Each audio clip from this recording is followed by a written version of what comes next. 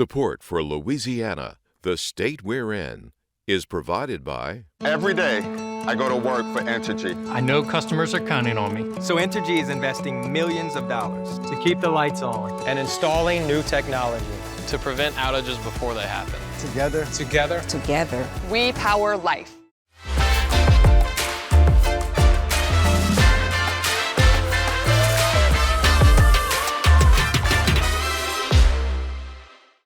Additional support provided by the Fred B. and Ruth B. Ziegler Foundation and the Ziegler Art Museum located in Jennings City Hall. The museum focuses on emerging Louisiana artists and is an historical and cultural center for Southwest Louisiana. And the Foundation for Excellence in Louisiana Public Broadcasting, with support from viewers like you.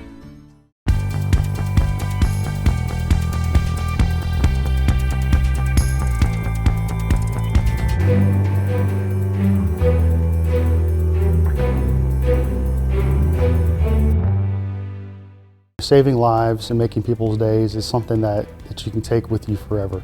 Louisiana struggles with an emergency responder shortage. We chose 4 issues: education, fiscal policies, infrastructure, and public safety. Outlining the key issues in this upcoming election. The goal is to get to zero state income tax. That is what everyone measures other states by, and I think that we are on a path to do that. A coffee chat with Sharon Hewitt, Republican candidate for governor. Hello everyone, I'm Karen LeBlanc. And I'm Kara St. Cyr.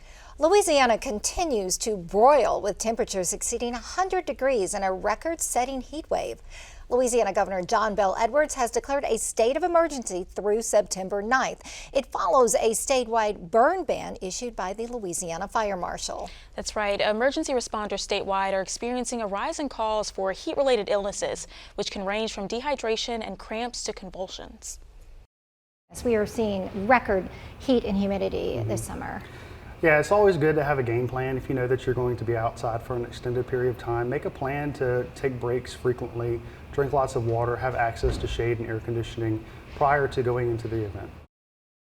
Weather continues to make headlines this week. Hurricane forecasters are now tracking 4 disturbances in the Atlantic. One is headed for the Gulf of Mexico. But moving on to a different topic, as we get closer to October 14th, the gubernatorial primary election, Louisiana Public Broadcasting is committed to providing voters with the information they need to make an informed choice when they go to the polls. That's right. Today, we debut our special LPB coverage, The Way Forward, Election 2023. It will include a televised gubernatorial debate on September 28th. I'll be doing in-depth coverage of the big issues outlined in the Reset Louisiana's Future initiative, spearheaded by the Public Affairs Research Council and the Council for a Better Louisiana. And I will be hosting our exclusive series, Coffee with the Candidates, with one-on-one chats asking candidates where they stand on the big issues.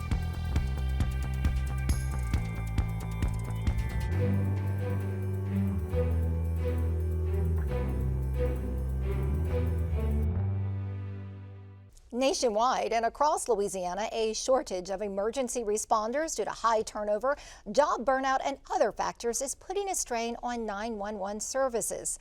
East Baton Rouge EMS found one solution that prevents a dwindling workforce is to show a little appreciation for a job well done.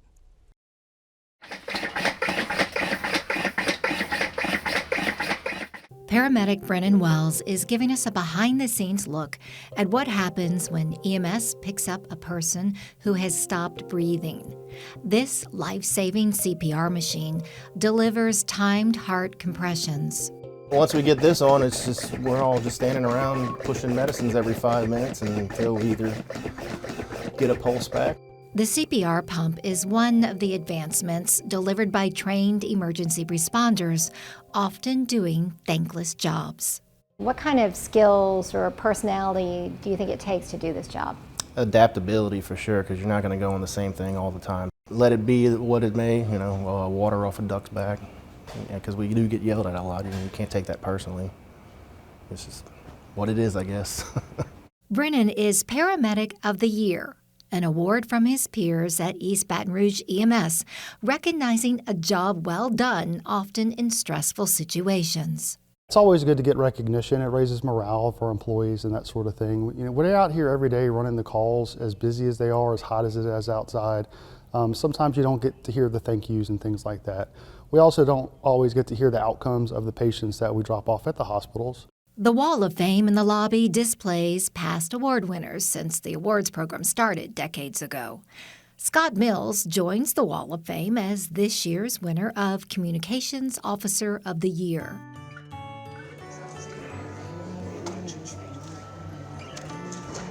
I mean, it really touched me, really deeply. I'm not used to that, we don't get that every day doing the job we do.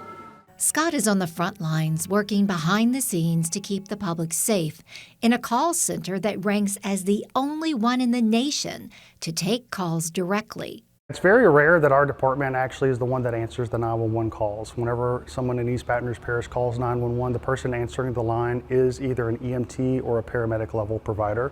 So they have the medical knowledge to give you instantly. If you contrast that to other agencies, you might have somewhere that the police department answers it or something like that. And if you had a medical emergency, they would have to transfer you to somebody else. So that just short amount of time, just seconds matter sometimes. If we can hurry up and get an ambulance en route to the call and give them some pre-arrival instructions prior to the ambulance getting there, it can save lives. I would say we probably get 2,000 calls. That's total in 12 hours, including hang-ups, to where we actually don't talk to somebody, or the open lines. Being able to help that person that calls, calm them down, and get them the help they need is probably the most rewarding. Scott and Brennan belong to a dwindling emergency responder workforce across Louisiana and nationwide.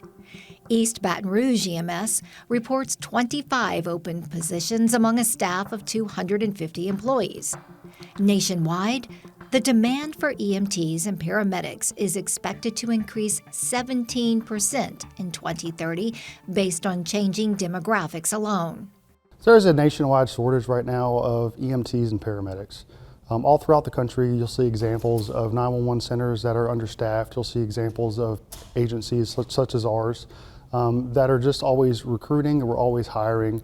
According to a 2023 study by the American Ambulance Association, the average turnover rates for EMTs and dispatchers hover around 30%. You'll hire one person and then you lose a person. So right now, currently, we are obviously hiring paramedics and EMTs and AEMTs as well. Add to that, increased recruiting competition of licensed EMS practitioners to work in other areas such as hospitals, which leaves fewer licensed practitioners meeting the current demands of ambulance services. This job can be very rewarding. Saving lives and making people's days is something that you can take with you forever. Even after you leave the profession, you still can think back on the time that you've spent serving your community. Efforts to recruit and retain EMTs and paramedics extend to high school programs acquainting students with the various jobs and aim to improve access to training and opportunities. As the emergency responder workforce continues to rebound from the COVID-19 hit, agencies statewide hope more people answer the call to serve. And now we begin our special gubernatorial election coverage. And that is the Way Forward Election 2023. The Committee of 100 for Economic Development, the Council for Better Louisiana, and the Public Affairs Research Council of Louisiana came together to create a list of policy recommendations focused on 4 key areas Louisiana voters should think about before heading to the polls. And those are tax policy, infrastructure, public safety, and education. As part of our special coverage for the Way Forward Election 2023, I sat down with Barry Irwin, president of Council for Better Louisiana, and Stephen Procopio, the PAR president.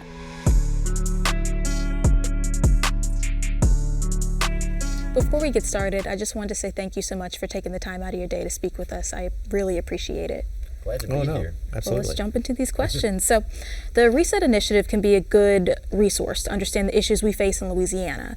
But can you explain exactly what the initiative is and also how it came to be?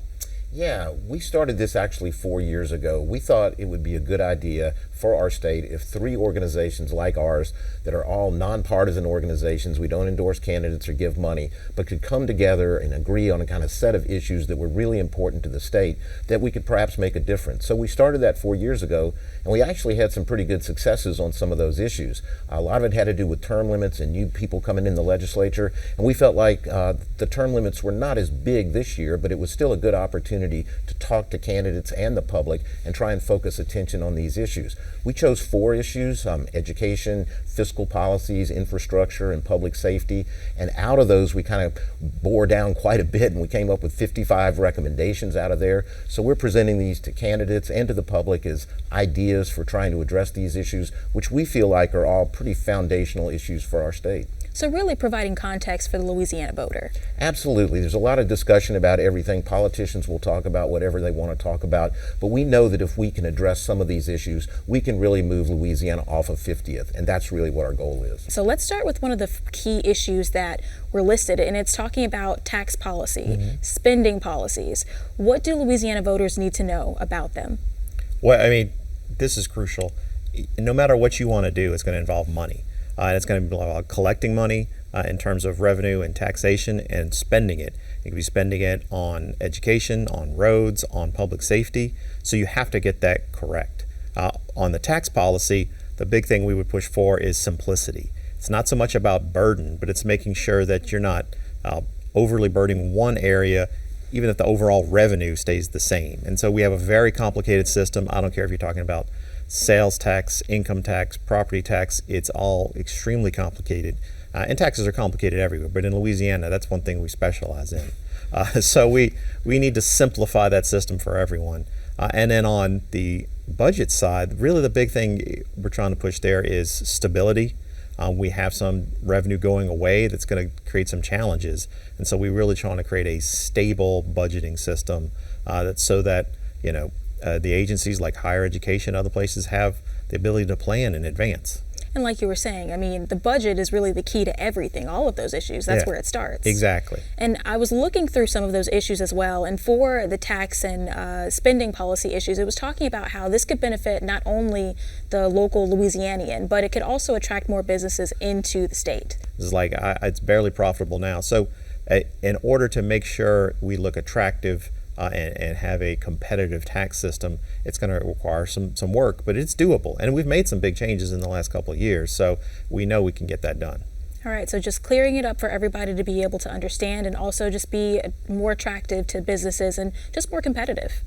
Exactly. So speaking of, attractiveness or our state's attractiveness, we're losing a lot of our talented people. I mean, it's called the brain drain. People that are college educated are leaving the state, and that also falls under the education realm of the key issues that were listed in the Reset Initiative. So can you tell me a little bit more about that key issue? We kind of highlight a couple of things, I think, in our issue area.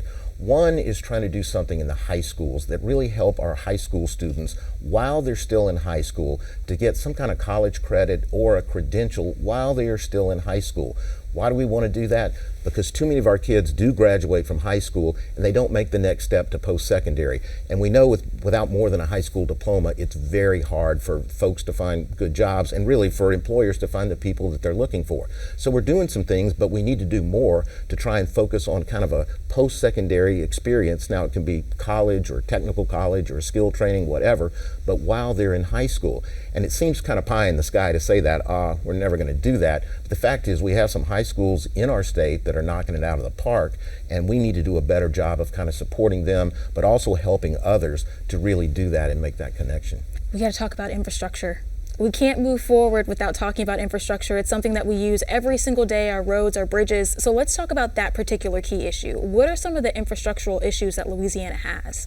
For us in Louisiana, we've kind of got two problems. Well, there's really multiple ones, but two that are big ones that we kind of experience. One is the quality of the roads themselves. We have a backlog of $18 billion, 18B with a billion with a B, $billion just for maintenance and keeping up with the roads that we have and the bridges and all of that infrastructure. That's huge. The other part is that doesn't even count, all the mega projects that we know we want. A bridge in Baton Rouge, a bridge in Lake Charles, a bridge in Shreveport, I-49 north and south. Those are all hugely expensive projects. And what's happening in our state, and it's happening everywhere, of course, is that we rely on gasoline taxes. They are a diminishing return on revenue. They go down as we get more fuel efficient. And we need to have a long-term strategy of how we are going to be able to address some of this going forward. The good news is we have made some changes to wean us off of the gasoline tax just a little bit, not wean us off, but add some other revenue to it. Now, it's no surprise that public safety made this list. If you look at what's going on nationwide, there's been an uptick in crime, and that increased really after the pandemic. Right. But whenever it comes to public safety, what are the recommendations on the Reset Initiative? Our biggest concern is that people, because of the pandemic and sort of the social disruption it caused, people are all afraid, and I don't blame them. But our concern is that then you'll have reactions that are just trying to do something. So like, well, let's increase sentences. And it doesn't necessarily shown to be effective. You want to have effective changes. So we think there can be criminal justice reform, but let's not just start tacking on extra sentences to everyone or start putting people in jail. What are the things that are actually going to lower crime, lower recidivism? And that could be things like making sure you have better training. It could just be better systems that can track how long people are supposed to be in jail. I mean, we have a lot of fundamental work to do. Our systems are old, and I'm not necessarily talking about computer systems. Just in terms of calculating the amount of time people are supposed to be in jail is very complicated, and a lot of work has to get done there. But the big system, if we do things like barrier suggesting of early childhood, that'll help bring down crimes in the first place. People are still going to commit crimes, so what can you do so you make sure they don't go back into jail after they come out, that they have the skills and are integrated back into society they need to make sure that doesn't happen. All right, well, thank you so much for joining us. I really appreciate it. Oh, thanks for having us. Now, if you want to dig even deeper into all of the 55 policy recommendations we just talked about, you can do that. You can find them on resetlouisiana.com. But in the meantime, our gubernatorial election coverage continues. Karen, you have some insight into some of the issues that we just talked about. That's right, Kara. So I sat down one-on-one with the gubernatorial candidates for a little coffee chat. It's an informal way for viewers to get to know their candidates running for governor. That definitely sounds really interesting. Yeah, so today is actually the debut of Coffee with the Candidates, LPB's exclusive series featuring one-on-one interviews with each of the top Louisiana gubernatorial contenders. Learn where the candidates stand on issues important to voters as each joins me for our coffee chat at Frank's Restaurant. Coffee with the Candidates is part of The Way Forward Election 2023, LPB's special gubernatorial election coverage leading up to LPB's September 28th televised statewide debate. In this episode, I sit down with Sharon Hewitt, a state senator and Republican running for governor.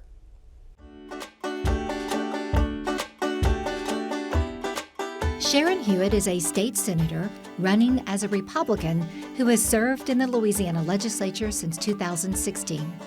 She lives in Slidell, and prior to serving as a lawmaker, Sharon was a senior executive and engineer at Shell.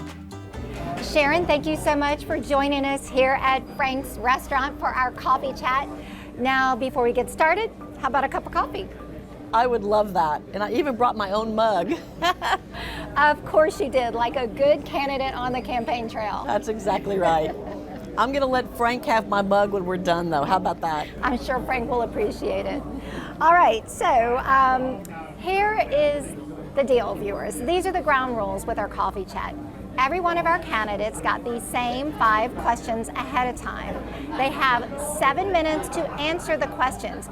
We will be timing the Q&A, and I will be keeping track of the allotted time to make sure we stick to our 7-minute rule. So, are you ready? I think so. All right, so let's take a sip. And we'll get started. So let's start the timer. Here we go. First question. Louisiana is experiencing an insurance crisis as auto, property, and flood insurance rates continue to rise. And some insurance companies, well, they quit writing policies altogether. How will you address the affordability and accessibility of insurance for Louisianians? Well, thank you, Karen, for that question, and thanks to Frank for hosting us today. This is an amazing setup, and it's so fun to be in the heart of Baton Rouge. Insurance is probably one of the questions or the issues that I hear the most about as I travel the state. And some of the emails that I've gotten are heartbreaking when people talk about, I don't know what I'm going to do, I can't afford my insurance and my mortgage, and I'm afraid after 20 or 30 years, I'm gonna have to walk away from my house where I've raised my family. And you can just feel the pain. It is devastating right now to families in Louisiana, and it's not just because we have more hurricanes than everybody else. It is because we fundamentally regulate the industry different than other states do. And so it is a state where many times companies just choose not to write policies here. And so the best way to lower insurance premiums is to change our regulatory environment so that companies do want to write policies here. I'll give you one simple example. In most states, the companies operate under a free market. They establish their rates themselves and then inform the insurance commissioner. In Louisiana, the insurance commissioner has to approve their rates, which doesn't allow them to manage their risk and their portfolio. And so when I'm governor, we're going to get all that legislation passed that's going to put us more in line with all the other states and bring our insurance rates down. All right. With the state's temporary 0.45 sales tax set to expire in mid-2025, declining gas taxes people pay at the pumps, and other changing circumstances affecting our tax structure, some say Louisiana is headed toward a fiscal cliff. What is your plan to create a sustainable tax base and a competitive tax environment? Well, I do not believe we're heading to a fiscal cliff, first of all, so don't freak out. You know, we 2 months ago said that we were anticipating an $800 million shortfall in 25. Yesterday or last week at joint budget at the Capitol, now they're calling that a $400 million, issue. One, we're not very good at estimating our revenue 2 years in advance. We're barely good enough at estimating it several months in advance. So I think that we have to give the market some confidence where businesses want to come and work here. We have done significant work already in the legislature to lower the tax rates. The goal is to get to zero state income tax. That is what everyone measures other states by, and I think that we are on a path to do that. All right, Louisiana has some of the highest incarceration and recidivism rates in the nation. How are you going to lower crime and improve public safety? Well, crime is certainly something that is touching everyday families. One of the bills that I'm really proud of that I passed this last session deals with fentanyl, the drug that is being laced in counterfeit pills and that students are taking kind of unknowingly about the dangers of doing that. And those are fatal decisions. So the bill I passed throws the book at first, second, and third offenders of fentanyl so that we can root that out of our community. Drugs is kind of the base of much crime. Mental health obviously is an issue, and it is also a precursor to crime. We have to considerably increase our investments in mental health. We have done a lot of work in the legislature in 2017 to work on nonviolent offenders and reentry programs. We're doing a terrible job of measuring whether those programs are working. So I am a data person as an engineer. I want data to measure which of those programs are working and which ones are not. So we officially have about 3 minutes left. 2 more questions. Recent studies show that sea levels are rising faster than we can rebuild the coast, and a consequence of this, of course, is climate change. Renewable energy sources such as wind and water and solar power can help combat climate change. What is your stance on developing renewable energy sources in Louisiana? Well, I don't know if you know this, but I was a senior executive for a major oil and gas company in my professional background. So I understand the importance of oil and gas to our state. Internationally, 40% of the world's energy is going to be supplied in the year 2050 by traditional fossil fuels. So we cannot snub the oil and gas business and the natural resources that we have in our state in Louisiana. So first of all, we have to continue to support the oil and gas industry. But it's also smart to broaden your portfolio. And I support an all of the above energy strategy. I have provided funding for hydrogen state funding, which is kind of a new evolving area. We certainly passed legislation to support wind and solar, where the free market, wants to establish those kinds of energy sources. I think that's fine. We want to make sure we protect the state's interest and make sure that that is going to be a reliable and affordable energy grid for our people. Minute and a half less. Statistics show that young people are moving out of Louisiana for better educational business opportunities and quality of life. How do you intend to stop this so-called brain drain and make Louisiana more attractive for younger generations? And you have about a minute 10 left. Perfect. So I've been in the legislature for 8 years now. I serve as the Senate Majority Leader.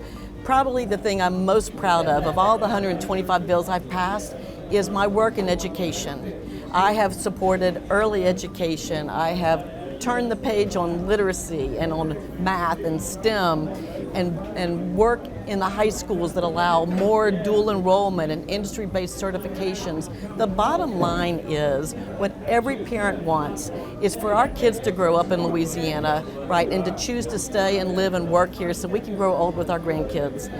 And the foundation for that and the silver bullet is education. And then working backwards so that we're providing the ever-changing pipeline, education pipeline, so that we're preparing our students for the skills that our employers need. We want our employers to hire people from Louisiana, to stay in Louisiana, go to work here. And I think I have a game plan for do that and a track record for having done a lot of work in this area. And that is time. All right, that's a wrap. Now, before we go, I have one last question. This is my bonus question. You ready? I'm ready. Biscuits or beignets? That's a no-brainer. We are at Frank's, right? Famous for biscuits. I am absolutely going for the biscuits. All right. Oh my gosh, look at that. Thank you. Even better than advertised. All right.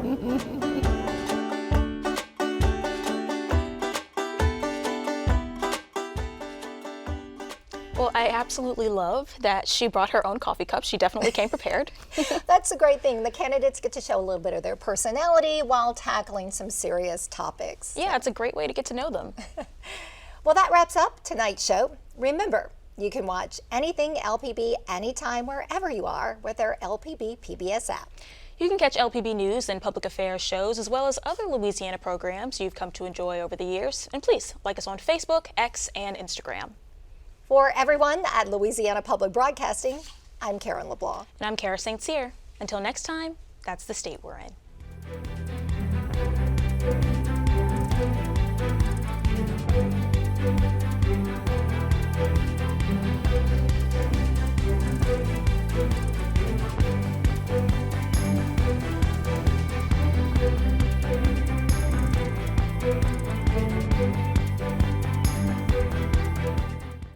Every day, I go to work for Entergy. I know customers are counting on me. So Entergy is investing millions of dollars To keep the lights on. and installing new technology. To prevent outages before they happen. Together. We power life.